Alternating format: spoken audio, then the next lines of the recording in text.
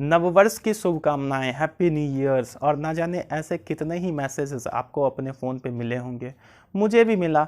मैंने इनका बड़े ही बेमन से रिप्लाई किया। दरअसल दोस्तों, हम नकल करने के दौर में इतने आगे निकल चुके हैं कि हम अपनी मूल पहचान को भूल गए हैं। हम अपनी परंपराओं, अपनी संस्कृति तक को भूल चुके हैं। हम भूल चुके हैं कि हमारी धमनियों में विवेकानंद, भगवान बुद्ध और शंकराचार्य जैसे विद्वानों का रक्त प्रवाहित होता है। हम भूल गए कि हम मर्यादा पुरुषोत्तम भगवान श्री राम और भगवान श्री कृष्ण के वंशज हैं, जिन्होंने इस दुनिया को गीता का ज्ञान दिया। और इस गीता के ज्ञान के सामने भारतवासी ही नहीं, अपितु पूरी दुनिया नतमस्तक है। हमें हमारी संस्कृति पूरे दुनिया से भिन्न बनाती है। दरअसल हमारी संस्कृति ने किसी के दुखों का उत्साह मनाना नहीं सिखाया, कभी किसी के दुखों पे उत्साहित होना नहीं सिखाया। न जाने कितने ही लोग सड़कों पर ठंड से ठिठुरकर अपनी रात बिताते हैं। सिर्फ इतना ही नहीं, आप गूगल सर्च कर लीजिए, आज ही के दिन दुनिया में सबसे ज़्यादा पटाखे जलाए जाते हैं। हाँ, दिवाली से कई गुना ज़्यादा। ये वही महीना होता है जब हमारी माँ प्रकृति उदास होती है, और हम खुशियाँ कैसे मना सकते हैं। आज के दिन पता नहीं ये सारे सेलिब्रिटी और नेता कहाँ चले जाते हैं, जो दिवालियों पे तो हमें पटाखे न जलाने का ज्ञान दे रहे होते हैं। खैर, इनकी कोई क्रेडिबिलिटी नहीं है। ये वही लोग हैं जो पीटा से तो peoples of ethical treatment with animals का अवार्ड लेते हुए आपको, और अगले 5 दिन में आपको सोशल मीडिया पे कुछ इस रूप में दिखाई देते हैं। जब जब अन्याय हुआ है, हमने अपनी आवाज़ बुलंद की है। और ऐसे ही माँ हिंद के बेटे, अमर कवि, हमारे राष्ट्र कवि रामधारी सिंह दिनकर जी ने वर्षों पूर्व इस दिन का बहिष्कार किया था। नववर्ष मुझे स्वीकार नहीं। आखिर रामधारी सिंह दिनकर जी ने ऐसा क्यों कहा था कि ये दिन उन्हें नववर्ष के रूप में स्वीकार्य नहीं है? आखिर ये दिन नहीं तो कौन सा दिन उन्हें स्वीकार्य था? उन्हें स्वीकार्य था चैत मास की शुक्ल पक्ष की प्रतिपदा तिथि, क्योंकि यह वही दिन होता है जब हमारी माँ प्रकृति उत्साहित होती हैं, हंस रही होती हैं।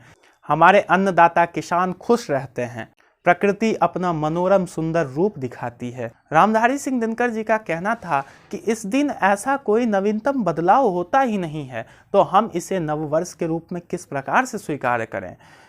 लोग ठंड से कपकपाते होते हैं, किसान अपनी आर्थिक मंदियों से जूझ रहा होता है, कुछ भी ऐसा नवीनतम बदलाव होता ही नहीं है, तो इस दिन को हम नववर्ष के रूप में हम भारतीय लोग क्यों स्वीकार करें। ये एक पश्चिमी सभ्यता है और हमें इसकी नकल नहीं करनी चाहिए। हमें अपने अक्ल से काम लेना चाहिए, क्योंकि विधाता ने हमें सोचने और समझने की शक्ति दी है। तो आइए, जिस प्रकार हमारे राष्ट्र कवि रामधारी सिंह दिनकर जी ने दहाड़ कर पूरी दुनिया को ये संदेश दिया है कि नववर्ष के रूप में हमें चैत मास की शुक्ल पक्ष की प्रतिपदा तिथि स्वीकार है, आइए उनके इस संदेश को हम सब दोहराते हैं, हम सब भारतवासी दोहराते हैं।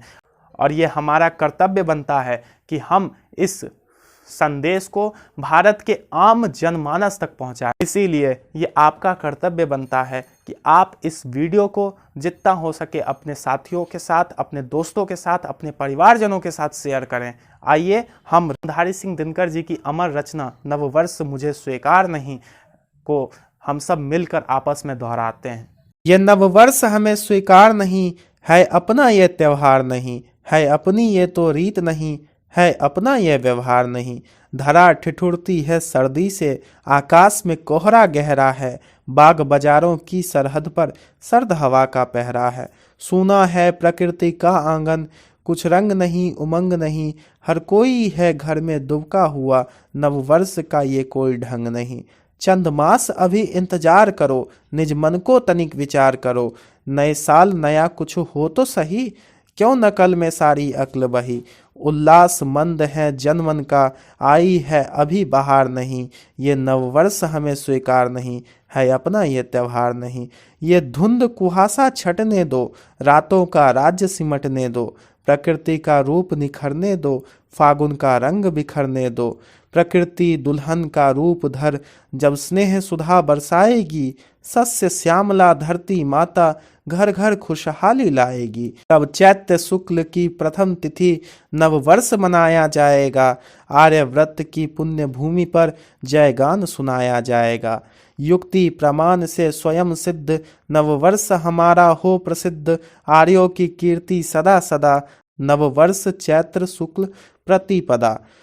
अनमोल विरासत के धनिकों को चाहिए कोई उधार नहीं, ये नववर्ष हमें स्वीकार नहीं, है अपना ये त्योहार नहीं, है अपनी ये तो रीत नहीं, है अपना ये त्योहार नहीं, ये नववर्ष हमें स्वीकार नहीं। इस वीडियो को धैर्य से सुनने के लिए आपका दिल के गहराइयों से धन्यवाद।